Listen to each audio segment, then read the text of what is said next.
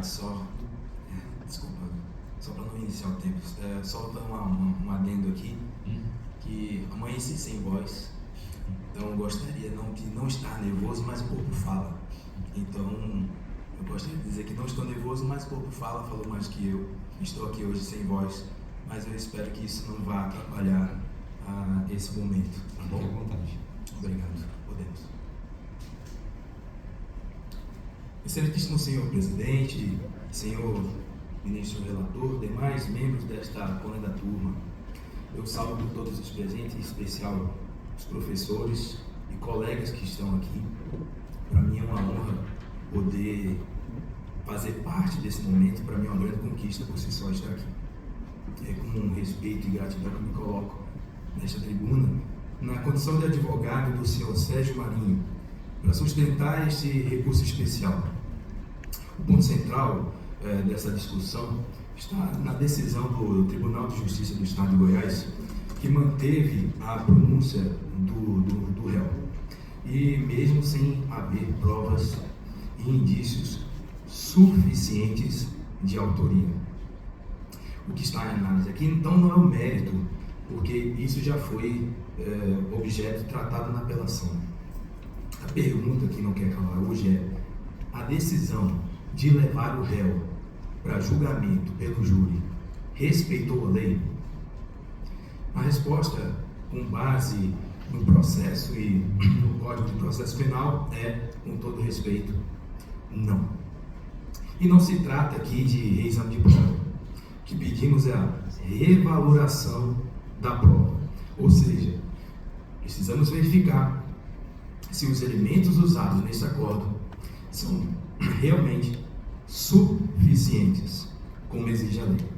A palavra suficientes hoje vai ser usada aqui por demais, porque a legislação ela é clara e a resposta está no artigo 413 do Código de Processo Penal.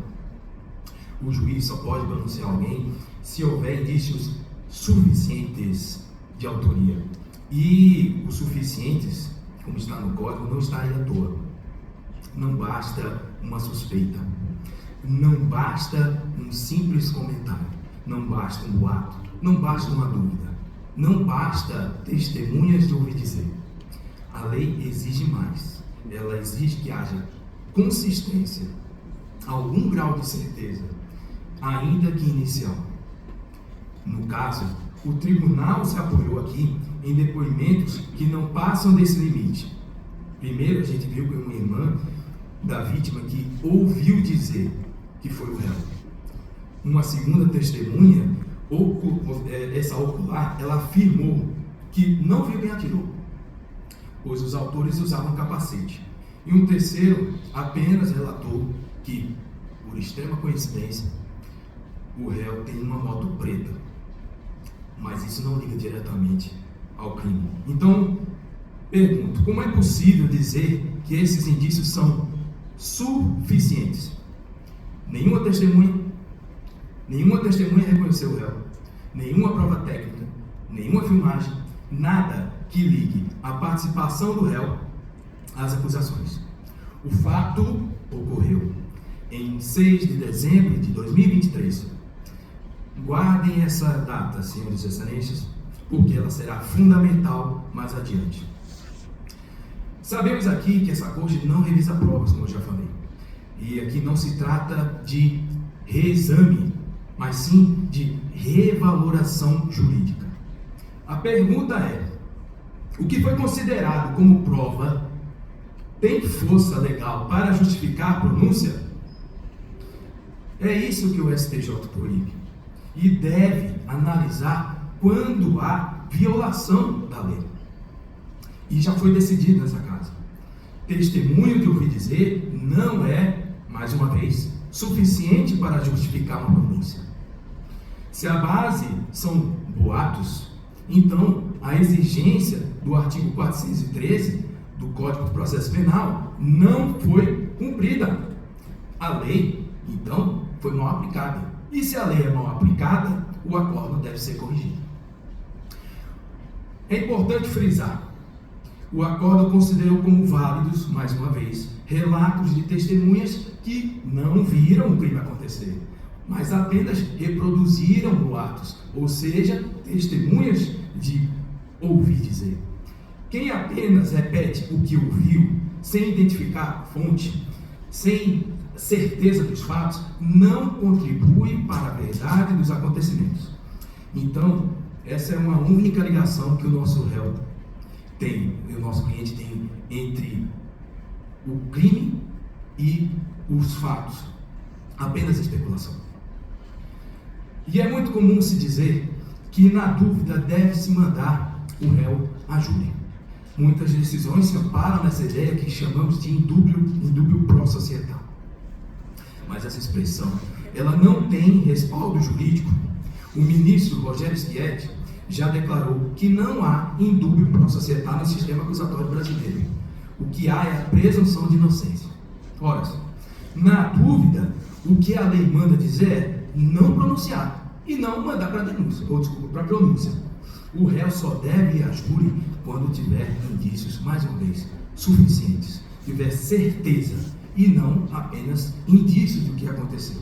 A responsabilidade, então, é do juiz, que deve ter indícios suficientes para pronunciar o réu.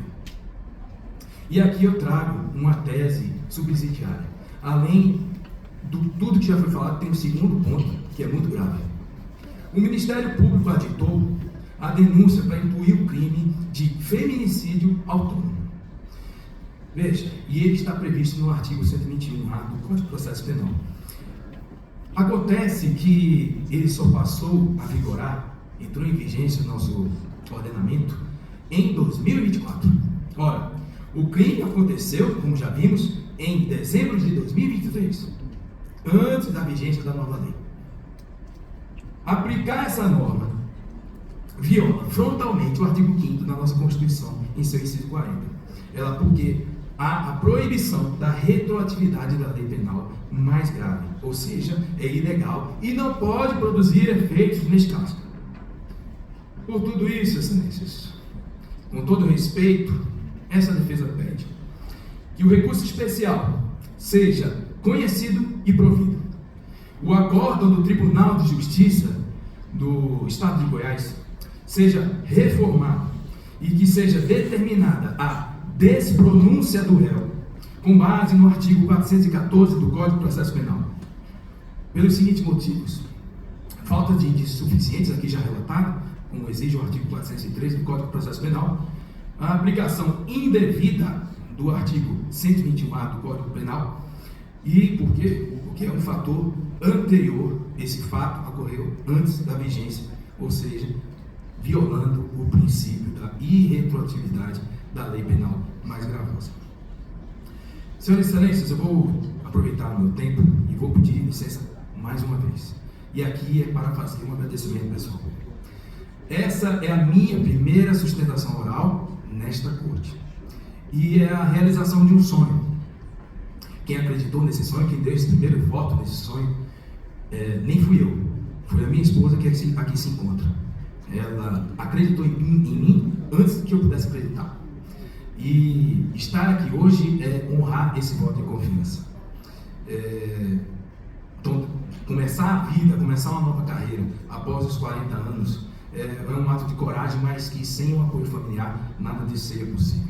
Então eu agradeço aqui a escuta, a atenção de todos e diante disso eu venho novamente requerer que seja conhecido e provido esse recurso especial para reformar o acórdão recorrido e determinar a despronúncia do réu com fundamento nos artigos 413 e 414 do Código de Processo Penal e no artigo 5º da Constituição Federal, em seu inciso 40.